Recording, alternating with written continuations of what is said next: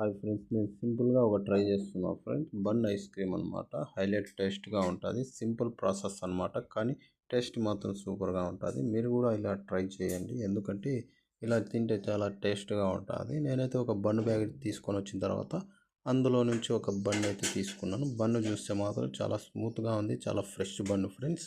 ఇలాంటి fresh బన్నే try చేయండి మీరు కూడా. ఆ బన్ను తీసుకున్న తర్వాత నేను చాకుతో అయితే కోసేస్తున్నాను అనమాట. సైడ్కి కోసేసాను.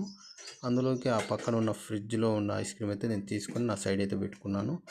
ఆ బన్ను కోసిన తర్వాత అందులోకి అయితే ఐస్ క్రీమ్ అయితే వేస్తాను ఫ్రెండ్స్. 2 స్పూన్లు అయితే వేసాను.